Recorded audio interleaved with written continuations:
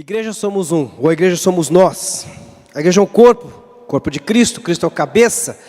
Tudo isso nós já aprendemos, tudo isso nós já sabemos. Mas como se faz a igreja? Como funciona a igreja? Qual a metodologia da igreja? Por que nós estamos aqui com toda essa estrutura? Abra sua Bíblia na carta de Paulo aos Coríntios, na primeira carta. E eu sei que os irmãos já estudaram eclesiologia na Escola Bíblica Dominical, estão estudando novamente eclesiologia. E a semana passada eu dei aula para a classe Ruth, e lá nós falamos sobre ser discípulo de Cristo. Então a igreja começa com essa consciência de sermos discípulos de Cristo. Nós seguimos o que Cristo nos fala, o que Cristo nos ensina. Então a primeira consciência de igreja como corpo é que Ele nos ensina a sermos um. Não somos 2 ou 3, 4, 5 igrejas dentro de uma. Somos uma única igreja, o único corpo dentro desse reino maravilhoso. Então, o apóstolo Paulo, na sua primeira carta aos Coríntios, no capítulo 12, a partir do verso 1, eu quero focar apenas nos versos 4, 5, 6 e 7, mas eu vou ler do verso 1 até o verso 14, só para que nós entremos nesta realidade do que era a igreja de Corinto e o que é essa carta do apóstolo Paulo, qual o significado dessa carta do apóstolo Paulo aos Coríntios. Paulo começa a falar a respeito acerca da diversidade dos dons espirituais. Diz assim: ora, a respeito dos dons espirituais, não quero, irmãos, que sejais ignorantes, ou faltos de sabedoria. Vós sabeis que quando ereis gentios, vos desviáveis para os ídolos dos mundos, ídolos mudos, conforme ereis levados. Portanto, vos quero fazer compreender que ninguém falando pelo Espírito de Deus diz, Jesus é anátema. E ninguém pode dizer, Jesus é Senhor, senão pelo Espírito Santo. Ora, há diversidade de dons, mas o Espírito é o mesmo. Há diversidade de ministérios, mas o Senhor é o mesmo. Há diversidade de operações, mas o mesmo Deus é que opera tudo em todos. E cada um, porém, é dada a manifestação do Espírito para proveito comum.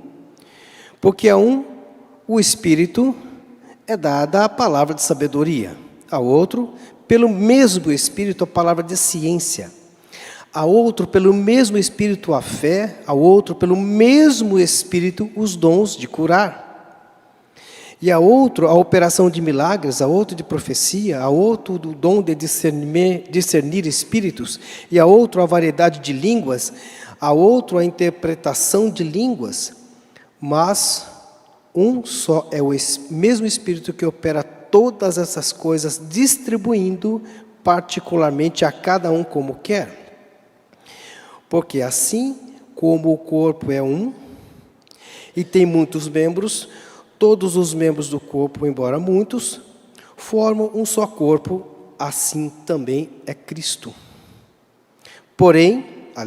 Pois em um só Espírito fomos todos batizados em um só corpo, quer judeus, quer gregos, escravos, quer livres, e a todos nós foi dado de beber de um só Espírito.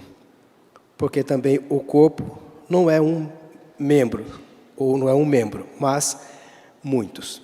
Os irmãos estão conseguindo me entender? Está dando para ouvir direito? Está tranquilo? Então tá bom. Vamos lá. Cidade de Corinto era uma cidade importante da Grécia, uma província de Roma, né? De Acaia, lá na Grécia. Uma cidade muito populosa, um grande porto. Tem um grande porto em Corinto, mas na época era uma cidade onde o comércio, a importação e exportação, tudo girava em torno do porto de Corinto, da cidade de Corinto. Paulo, em sua viagem missionária, vai à cidade de Corinto, implanta uma igreja, e como a cidade era uma cidade muito populosa, a igreja cresceu tão rapidamente.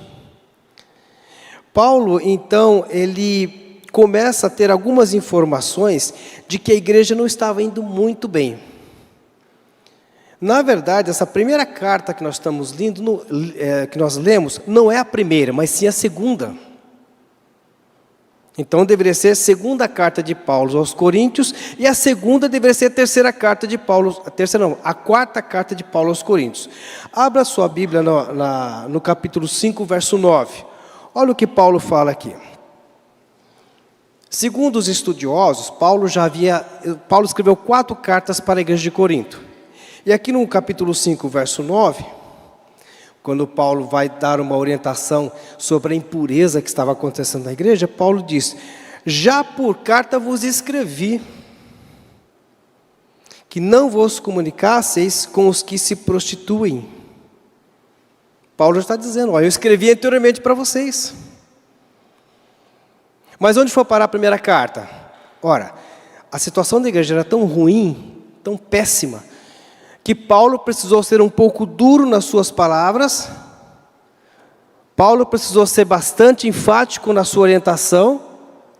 E essa primeira carta simplesmente desapareceu. Não foi porque o correio não entregou, porque estava em greve o correio, porque não mandou para o Sedex. Não, a carta chega, eles olham aquilo e ficam irados contra Paulo. E é interessante que a segunda carta de Paulo que nós temos aqui, na verdade, é a quarta carta de Paulo. Então, vá para a segunda carta, no capítulo 2, verso 3 e 4. Que então, cronologicamente, ela se chama segunda carta. Paulo diz: escrevi isso mesmo para que, chegando, eu não tenha tristeza da parte dos que deveriam alegrar-me. Paulo, mais uma vez, escreve uma outra carta. Ele expressa a sua tristeza por conta desses fatores que estavam acontecendo dentro da igreja de Corinto. A igreja, ela começa a passar por uma situação bastante difícil, onde desunião, falsos ensinamentos, imoralidade tão severa que aqui no capítulo 5, né, da primeira carta do apóstolo Paulo, Paulo fala: olha, existe imoralidade no meio de vocês que não há nem entre os gentios. A igreja de Corinto deixava de ser uma única igreja e começava a ser igreja de partidos, de grupos, de pessoas que tinham cada um seus próprios interesses, desfocado do interesse que era Cristo. Injustiça contra os membros da comunidade. E aí vem as cartas dolorosas do apóstolo Paulo, que Paulo geralmente começa suas cartas com muito amor. Ele fala graça e paz da parte do Senhor Jesus. Ele é chamado apóstolo de Jesus Cristo. Ele diz graça e paz, mas depois da graça e paz, Paulo vem e começa a orientar a igreja e dizer que esses irmãos estavam agindo de forma completamente errada. Então, amados, passando por esses capítulos, nós vemos essas advertências do apóstolo Paulo. E o que mais estava pegando, vamos dizer assim, usando uma expressão popular, era a questão dos dons espirituais. Era uma igreja abençoada por Deus com diversos dons espirituais. Porém, o uso dos dons espirituais estavam sendo de forma errada, gerando problemas sérios dentro da igreja. Mas o que é um dom espiritual ou dons espirituais? Vamos começar com o dom espiritual. A palavra dom do grego significa dádiva, presente. E ela é muito usada na Bíblia para se referir ao dom da salvação. Simples. Que não é uma coisa que eu mereço, não é? Ou que eu, eu vou fazer algumas coisas, então através desses atos que eu vou fazer, eu vou ganhar esse presente. Não, a salvação em termos de dom é pela graça. Efésios capítulo 2, verso 8, diz que pela graça sois salvos, isso não vem de vós, é dom de Deus, está ali a palavra dom. Então eu posso usar a palavra dom se referindo à salvação? Posso, não tem problema. Agora, se dom é uma dádiva, a igreja de Corinto não estava passando por problemas relacionados à questão da salvação. Eles não estavam com dúvida se o crente perde ou não perde a salvação. Não era esse o problema. O que estava causando o problema na igreja de Corinto era a confusão que eles estavam fazendo no uso dos dons espirituais. E Paulo vai seguindo, falando e explicando a respeito dos dons espirituais. O que são dons espirituais? Bem, são as capacitações que o Espírito Santo fornece à igreja, ou a cada um de nós, com o propósito de edificação. Então, você tem um dom espiritual? Tem. É você que tem que descobrir num processo de oração. Essa pergunta é muito comum nos concílios, quando fazem para os candidatos, né? O que são dons espirituais? Ora, capacitações. Quando Paulo coloca aqui a diversidade de dons espirituais, Paulo está dizendo, olha, existem muitas coisas que podem ser feitas na igreja. Diversos dons.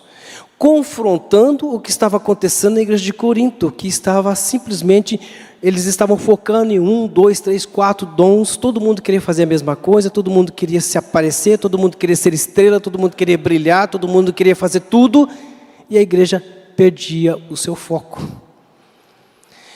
Irmãos, nós nascemos com algumas habilidades, Deus nos dá essa capacidade. Agora, quando se refere à edificação do corpo de Cristo, nós temos os dons espirituais que Deus nos capacita. Ele nos dá essa condição de exercer determinados afazeres, vamos dizer, determinadas tarefas, ou até mesmo de construir uma igreja única através da minha atitude. Quando Paulo fala da diversidade de dons, ele está falando que, olha, não dá para contar quantos dons existem. Teologicamente falam dos 7 dons espirituais que estão na Bíblia. Mas existe muito mais. Você acha que quem trabalha na cozinha sempre trabalha lá porque não tem ninguém? Não, porque é dom. Não é todo mundo que pode ir para a cozinha. Quem limpa o templo? São os funcionários. Os funcionários porque eles têm o dom de fazer e deixar esse templo excelente. Quem toca piano? É quem aprendeu, tem o dom para tocar o piano, o órgão, para reger, para pregar, para aconselhar, para admoestar, para orar. Até para oração é um dom especial.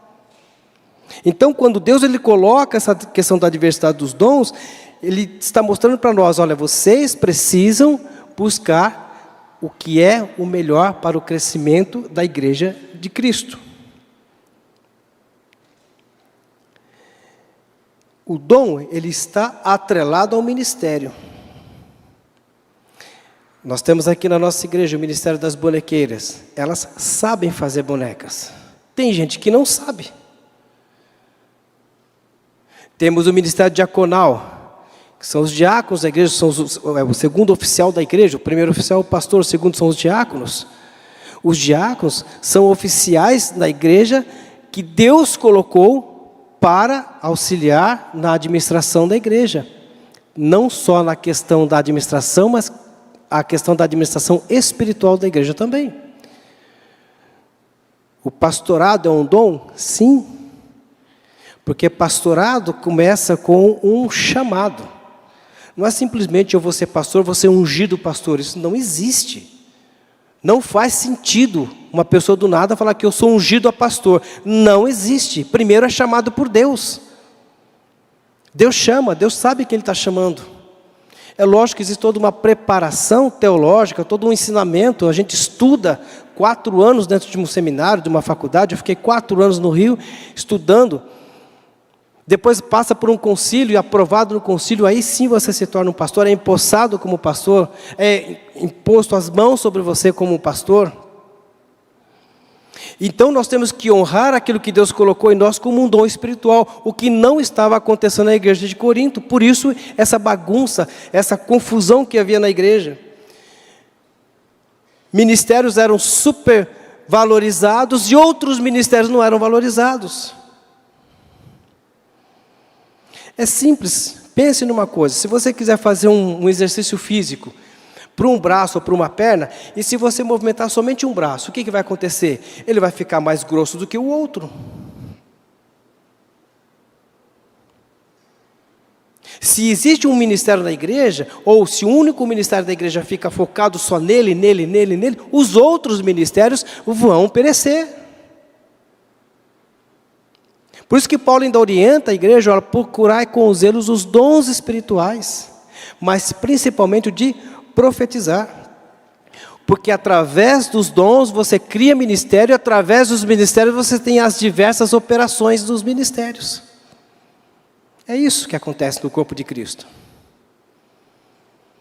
Quando Paulo vai associar o corpo de Cristo com o nosso corpo humano, quando você se alimenta, existe todo um processo que vai acontecer no seu organismo de quebra de enzimas, de preparação do alimento, de retirar aquelas proteínas, as vitaminas, os sais minerais que estão nos alimentos para o seu corpo.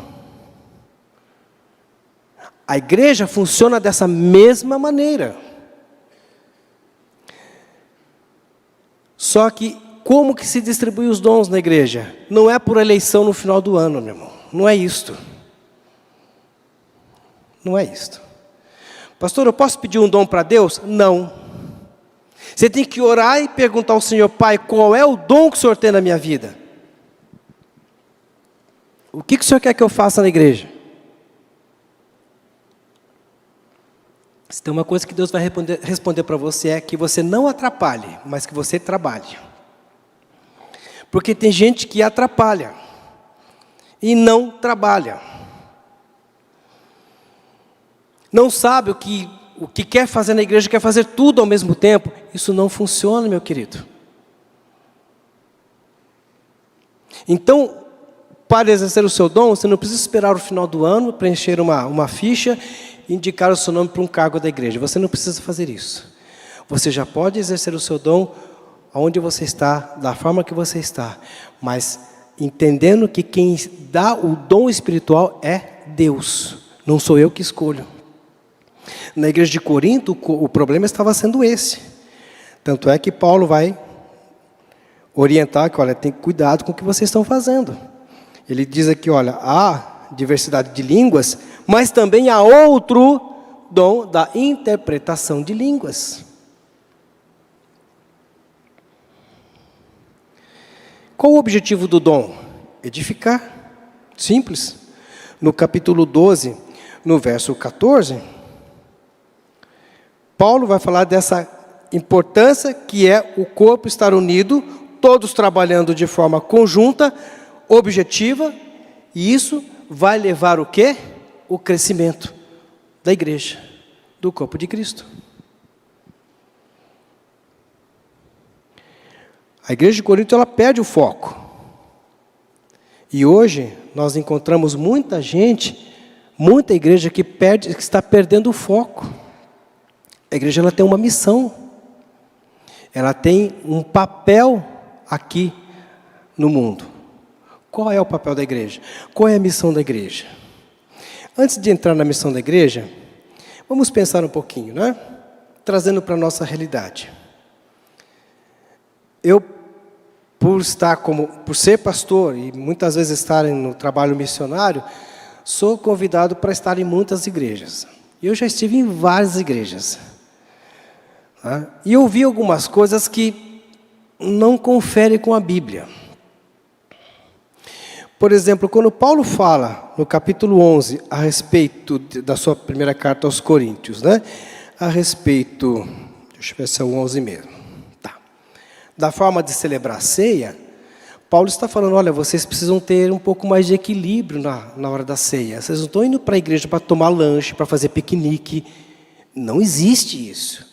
A ceia é um memorial, ela não confere graça.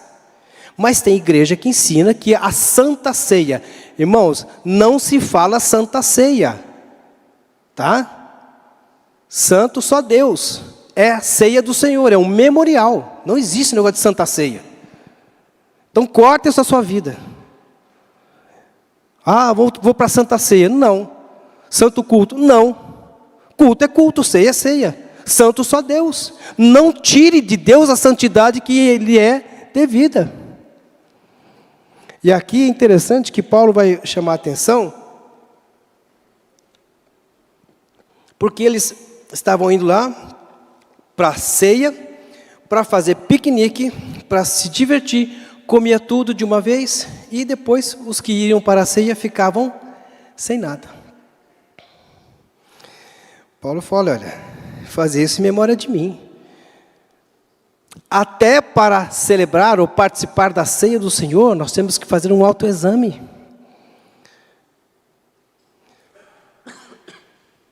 Como eu disse, ceia não confere graça. Ceia não traz salvação. Batismo é uma ordenança também.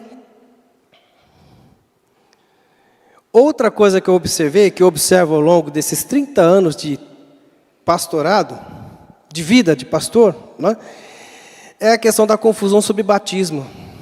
A palavra grega baptizo significa submergir completamente, enterrar, sepultar, no grego.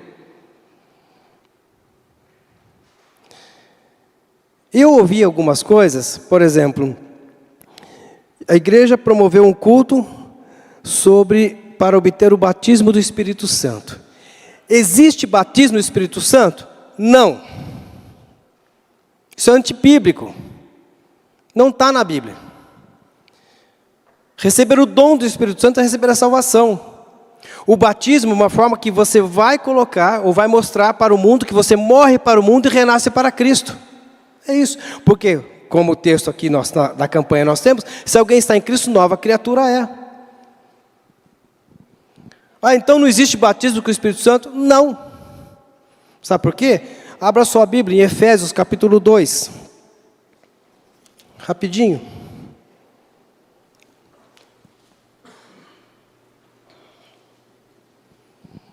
Efésios capítulo 2, capítulo 1, perdão. Efésios capítulo 1, quando Paulo escreve essa carta à igreja de Éfeso, Paulo vai falar justamente sobre isso. Verso 13. No qual também vós, tendo ouvido a palavra da verdade, o evangelho da vossa salvação, e tendo nele crido. Então eu ouço e creio. Fostes selados com o Espírito Santo da promessa. A palavra selados aqui é batizados. Então eu já sou batizado com o Espírito Santo no momento da minha conversão. Por isso eu estou em Cristo, eu sou uma nova criatura. Se eu não estou em Cristo, eu não sou uma nova criatura. Não adianta. Não tem meio termo, não tem borderline no Evangelho. Receber batismo do Espírito Santo é quando eu me converto. O texto é claro. O selo é a garantia da minha salvação. E outros ensinam que é o crente quando peca, perde a salvação? Não. Crente que é crente não perde a salvação. Porque quem está em Cristo é nova criatura. A Bíblia é clara. Quando se ensinam, um dos problemas da igreja de Corinto eram os falsos ensinamentos. A perda da salvação, irmãos, não está vinculada a isso. Perder a salvação é rejeitar o Espírito Santo, que é pecado imperdoável. Essa é a realidade bíblica.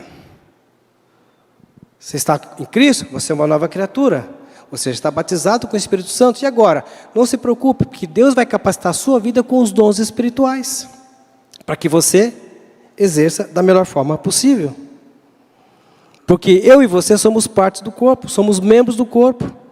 Então eu faço uma parte no corpo, você faz outra parte no corpo. E assim, eu e você trabalhando junto, o que acontece? O corpo vai se edificar. Eu faço a minha parte e você faz a sua parte. É simples.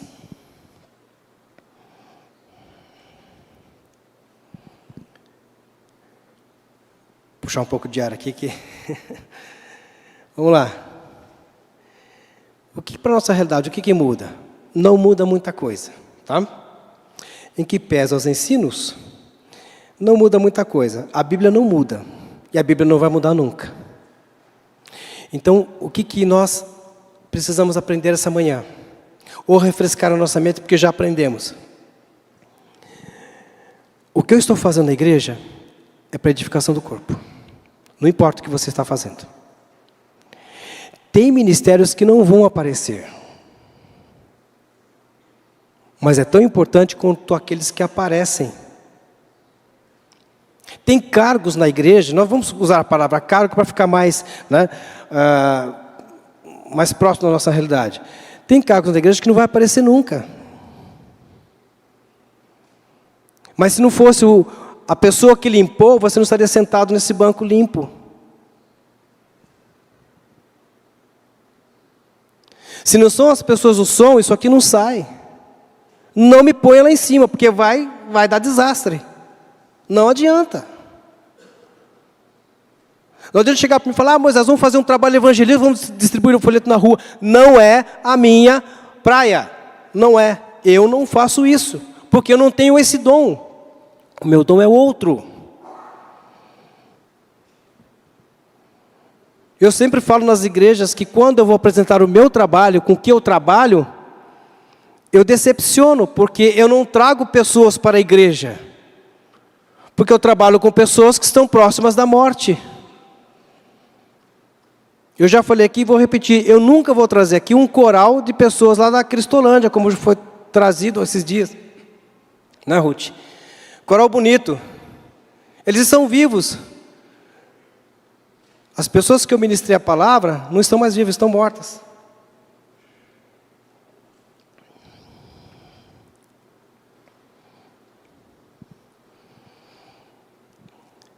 Deus falou há algum tempo em meu coração que nós precisamos dar uma repaginada lá no Nipo. Eu perguntei como, Senhor? E um dia, conversando com o Persílio e a Martinha, surgiu a ideia. E hoje, está lá o Persílio e a Martinha. Se você depois entra no como é que chama lá? Perfil, né? Instagram. Bartô. Entra lá no perfil do Bartô no Instagram, você vai ver o que aconteceu sexta-feira lá no Nipo Brasileiro, na administração. O testemunho das pessoas, quando ele e a Martinha, através de uma arte, que ele tem o dom dado por Deus, foi ele que foi escolhido por Deus para estar dentro do Nipo, não fui eu, a minha parte é outra, está lá. Tivemos uma tarde de alegria, uma tarde diferente. Então, irmãos, o dom que eu tenho é para edificação, não é para minha glória.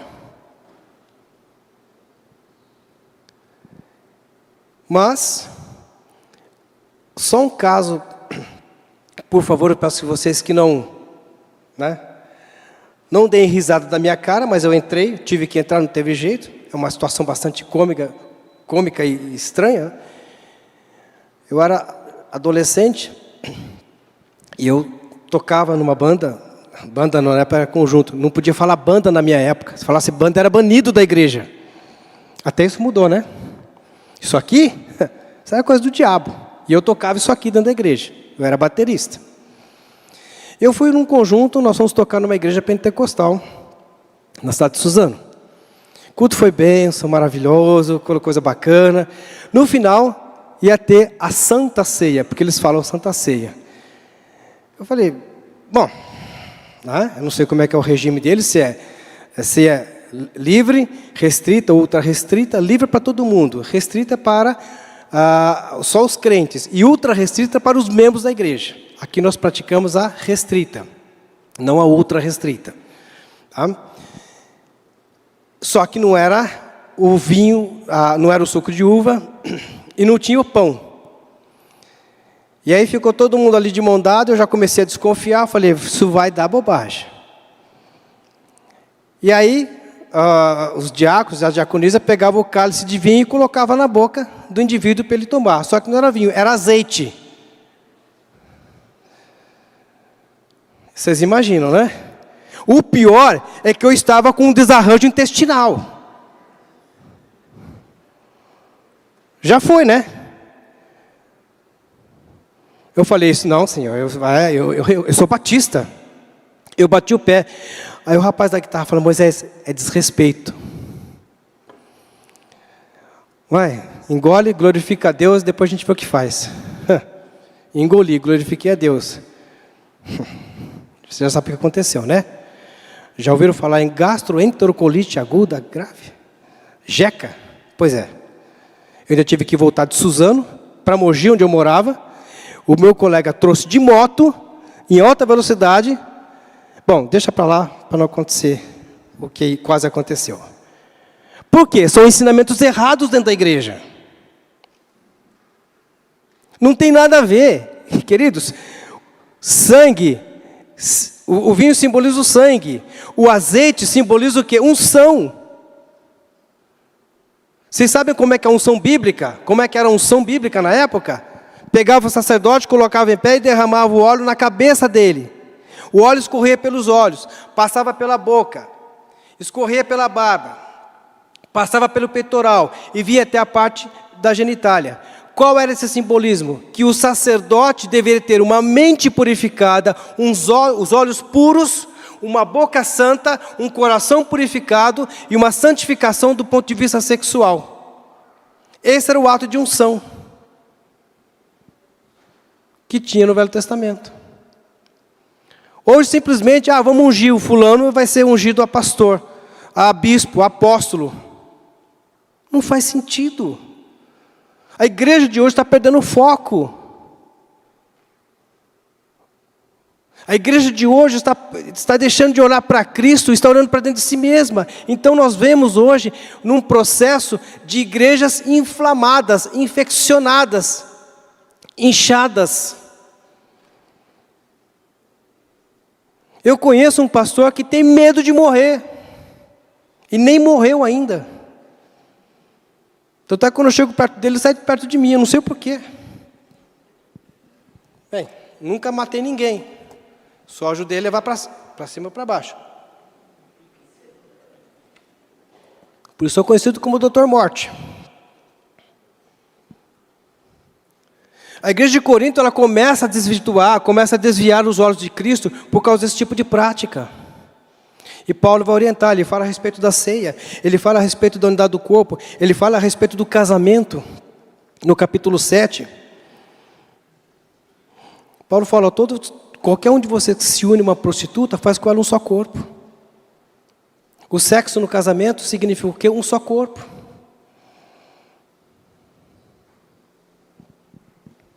Paulo vai dar algumas respostas sobre comidas sacrificadas aos ídolos, e assim por diante.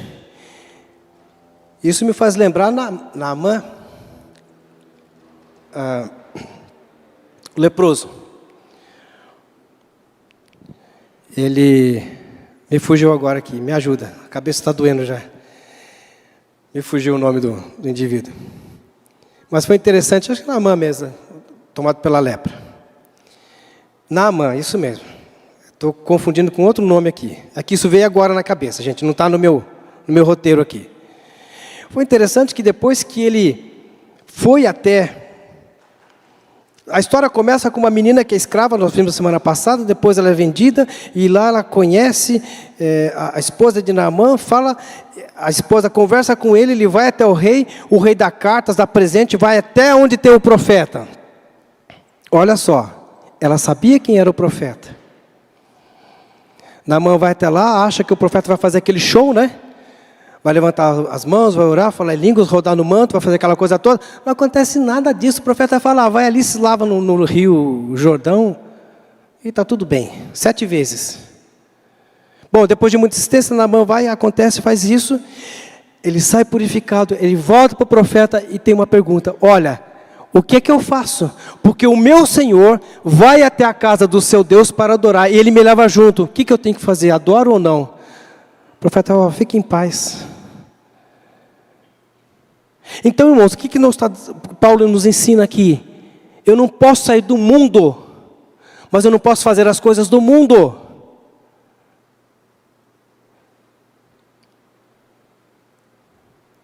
Se você sabe que as coisas que são sacrificadas aos ídolos, não participe delas.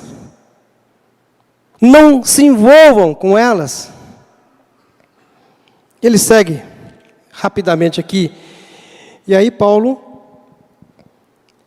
vai colocar entre o capítulo 12 e o capítulo 14, que são 2 capítulos que Paulo fala, que principalmente no 14, o dom de profecias é superior ao dom de línguas.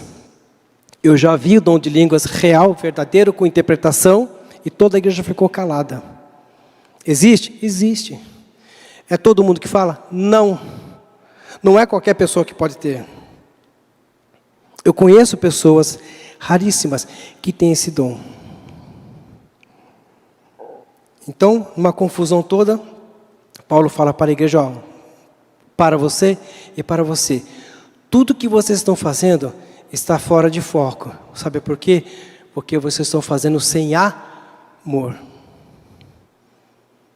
Eu conheci uma jovem, eu atendi essa jovem, que ela tentou suicídio 3 vezes na vida dela.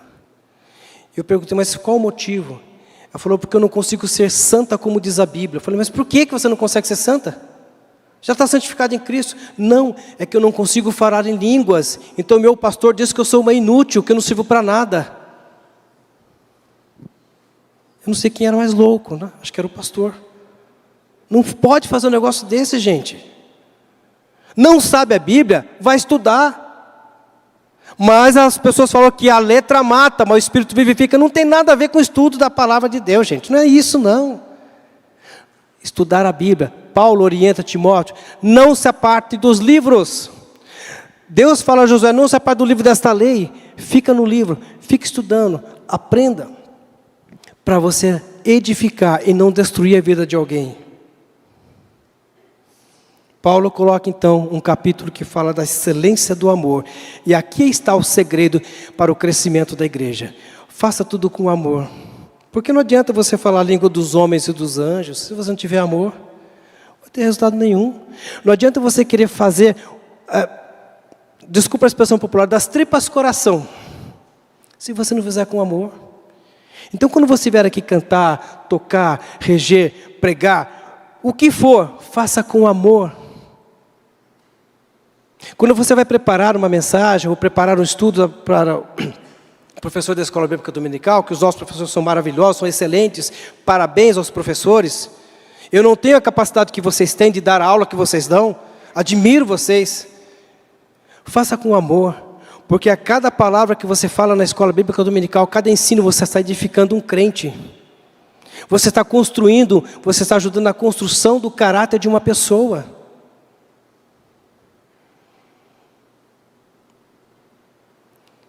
Não pense que o dom ele é temporário, não, ele é eterno. É como o diácono, irmão.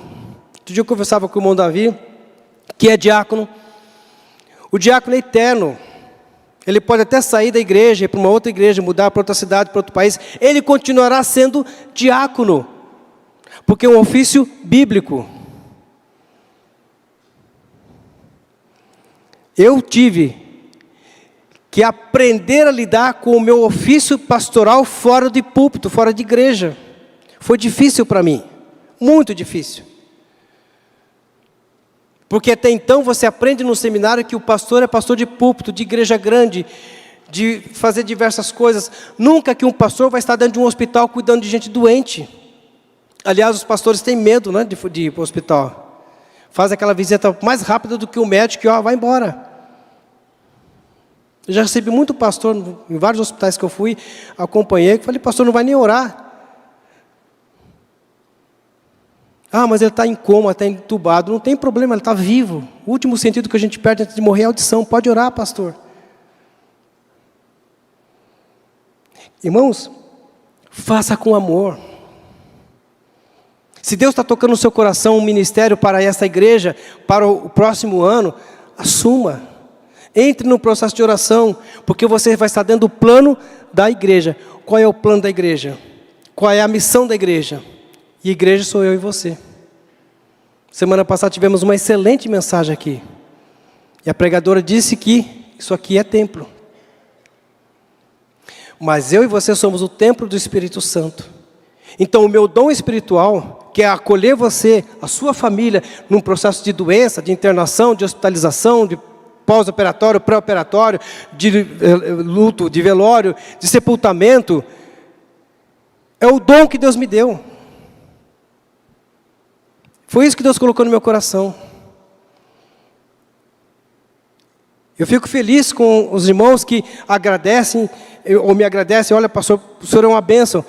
Eu vou confessar uma coisa para vocês, foi difícil entender e aceitar isso. Mas hoje, graças a Deus, eu tenho aprendido a lidar com isso. Eu sou bênção na minha igreja, e eu preciso ser bênção na minha igreja. Porque se eu não for bênção na minha igreja, eu vou ser o quê? Maldição. E ser bênção é participar da missão da igreja, que é glorificar a Deus, a Ele toda a honra e toda a glória. Só Ele. Importa que Ele cresça e eu diminua. É isso. Então o que eu faço? Edifica você, o que você faz edifica a minha vida. Quando o conjunto canta aqui, seja o coral principal, seja o conjunto adorário, seja o Jade, canta. Essa mensagem está trazendo uma edificação para a minha vida. É isso. Quando eu participo de uma aula, o professor está me ensinando, está edificando a minha vida. Isso me leva a compreender e purificar cada vez mais a igreja. A igreja de Cristo, ela tem que ser santa. Então eu e você temos que buscar a santificação, que é um processo pessoal, natural e diário. Aí sim eu vou poder evangelizar o mundo. Aí sim eu vou poder ser sal e luz, conforme Mateus capítulo 5, versos 13 a 16. Aí eu vou estar cumprindo a minha missão, enquanto igreja, enquanto o corpo de Cristo. Ide, o caso, semeei testemunhas, né? Primeira vez que eu preguei nessa igreja, muitos anos atrás, acho que eu tenho 20 anos como membro da igreja.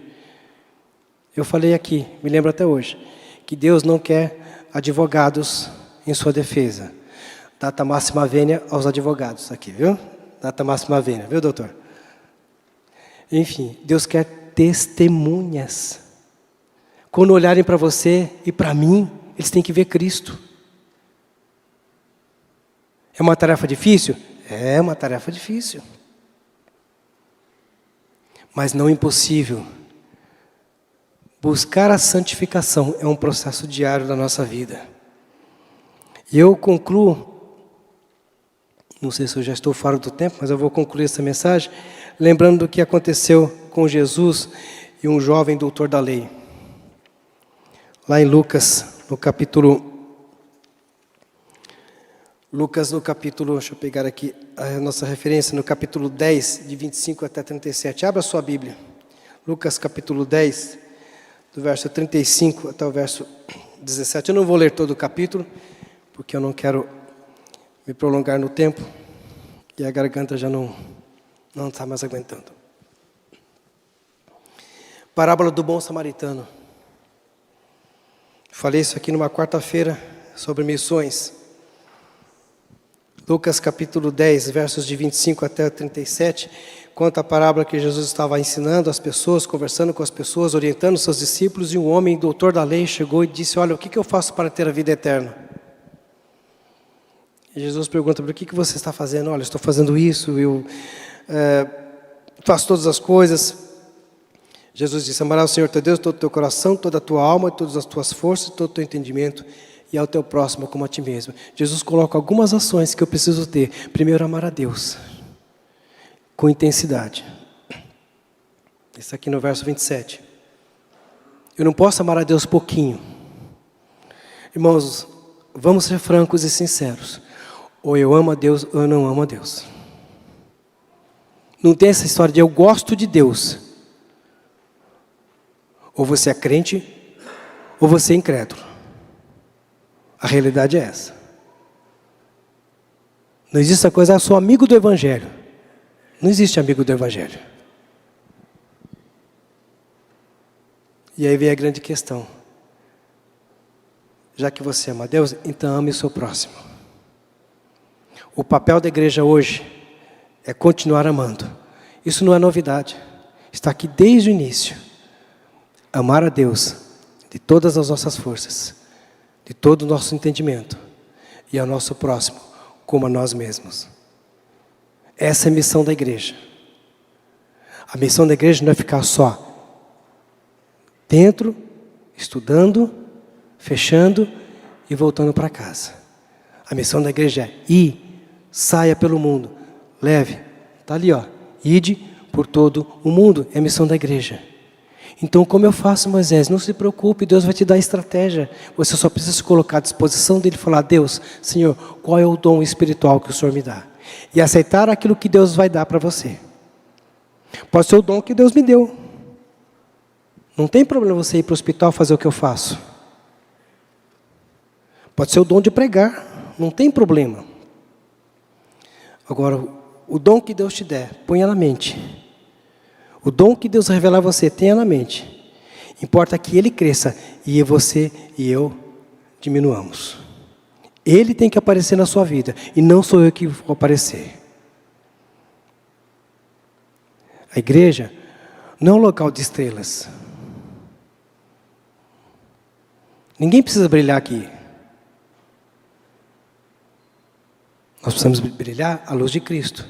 E não se preocupe, o céu é muito grande, tem espaço para todas as estrelinhas brilharem. Brilha aqui, porque lá em cima você vai ver o galardão que Deus vai te recompensar. Tá bom? Irmãos, eu peço desculpas e perdão porque minha voz já não está aguentando. Minha garganta está hiper irritada agora. Tá? Deus abençoe a todos. Orem por nós, orem pela minha vida. Orem pela igreja, orem por você, porque você tem um dom espiritual. Basta começar a exercer. E se prepare, porque Deus já está mudando a face da nossa igreja. Deus está mudando a história da primeira igreja batista do Brás. Então você precisa participar dessa mudança. Não fique de fora do que Deus está fazendo aqui dentro. Tá bom? Deus abençoe, amados. Essa é a minha palavra.